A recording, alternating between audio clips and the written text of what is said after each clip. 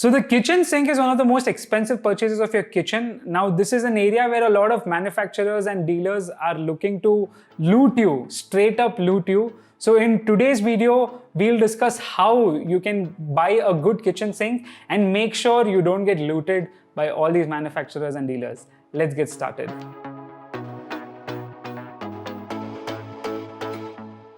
Hey guys, Nikhil here from Home Banao. Welcome to Home Tips.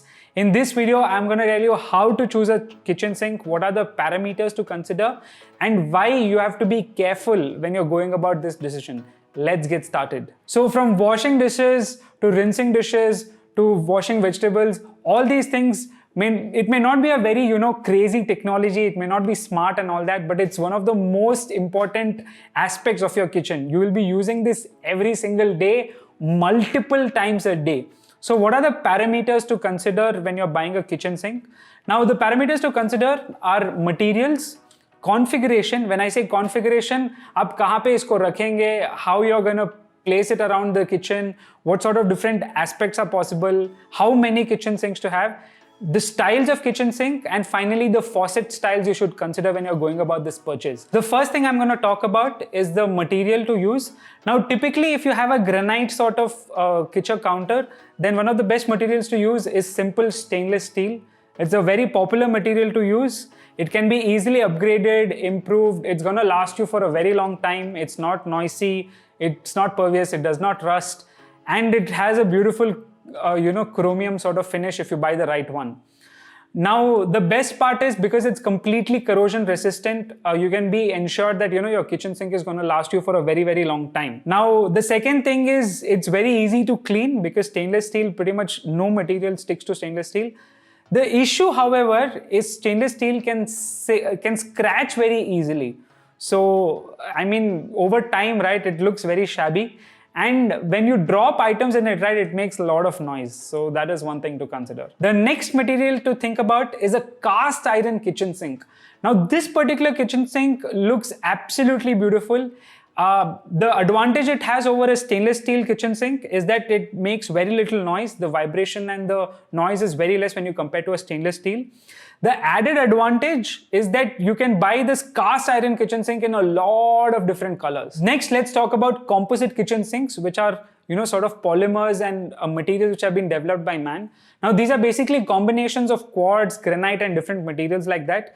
The main advantage of this is how easy it is to maintain and how scratch resistant it is.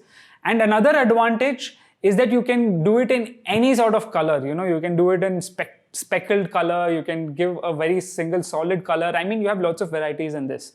So that's composite kitchen sink for you. Finally, for a premium sort of look, you can go with Virtuous China. So now this is basically ceramic coated sort of kitchen sinks.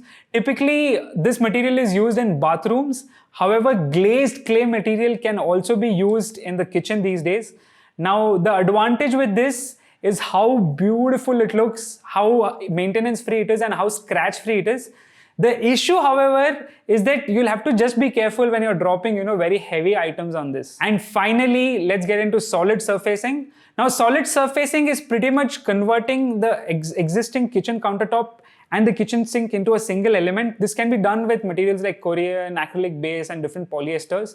Now this is a bit hard to do, but the only issue you're going to face with this, you have color options, you have flexibility in terms of configurations and things like that. But the only issue you're going to face with this is when you have hot objects, because it's a polymer, there may be chances that it melts or deforms.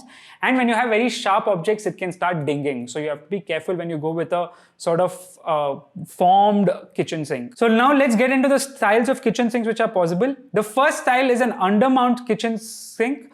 Now these are installed beneath the sort of countertop. Now they don't provide any transition from the countertop and the sink. The advantage is you don't collect any debris, you don't collect any sort of materials in between and things like that. The problem, however, is installing this undermounted kitchen sink is a bit expensive. So this type of kitchen sink works best if you get the solid surfacing done along with granite, because the edge it's almost like a seamless thing. Next, let's talk about the drop-in kitchen sink. These are very simple, low-cost options. Basically, you can just drop in a kitchen sink right there where you have created a cavity on the countertop. Now, the advantage of this is it's very easy to replace. However, over time, right, that place where you drop it in may develop some amount of debris and things like that. And the disadvantage with this is it lacks a sleek profile. So it doesn't look that sexy or that elegant. Next, we have a farmhouse kitchen sink. Now, I'm calling this a farmhouse kitchen sink. It's commonly also known as a window kitchen sink. Now, the installation requires slightly special considerations because you'll be installing it right beneath the kitchen window. It's not possible in every house, but in houses which is possible, it looks absolutely beautiful. Now, you may need a specific type of base cabinet in place to be able to put this kitchen sink. But this looks absolutely beautiful, it's durable, and it's a separate element in itself to the kitchen design. Now, let's get into the next parameter you have to consider, which is installation options. Now, the way you install your kitchen sink can vary. You can get a simple basin configuration, which is just the sink in itself and nothing else. You can also get a double basin configuration. So what this means is they'll essentially be two sinks next to each other, equal sizes.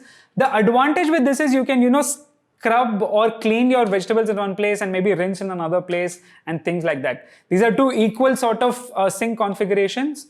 Now, commonly, of course, you go with a single basin kitchen sink. The thing you have to keep in mind over here is that, it's because you have a single basin, you tend to go with a bigger sink, and because of that, you can use bigger pans, bigger pots to be cleaned very easily. The disadvantage, however, is because it's just a single sort of basin, multitasking and all becomes a bit more challenge. So these are the two options you can go with. Finally, let's look into where you're going to place your kitchen sink. One is a standard kitchen sink where you place anywhere in your countertop. You just have to make sure that the plumbing lines are properly allocated and your job's done. Now, say you want something different. One of the areas where you can actually place a kitchen sink is in the corner. Now, this is a very efficient use of space because when you keep a kitchen sink in the corner, it's accessible in multiple directions. It's right in the corner, so it doesn't take too much space. And it gives you a lot more workspace in your kitchen and your countertop and things like that. The challenge, however, is the plumbing lines and all, ensuring that they work perfectly is a bit hard. So you need an experienced plumber to be able to pull it off. Now, finally, this is one really cool option in terms of the configuration and installation of the kitchen sink.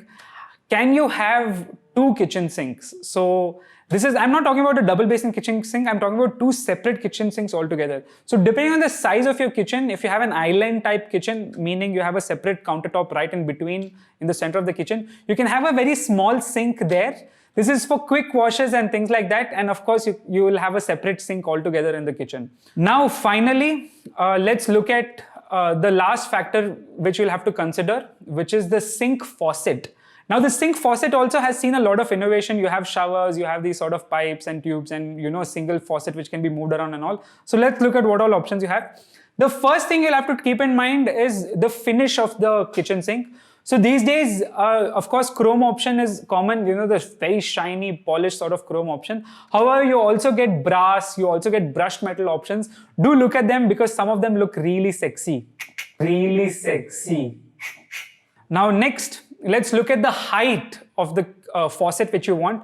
Now, you can have a very tall faucet. The advantage with this will be that when you have a higher faucet, you can put, larger pans or higher sort of, containers to be washed. And the second thing about this is that because it's impacting, because the water is coming from a height, washing becomes a bit more easier because there's more impact created. You have to keep in mind though, it can spill elsewhere, so you give sufficient space. The next thing is, do you want a spray? So a lot of faucet these days come with a, accessory which, like your shower spray, it comes in the faucet itself.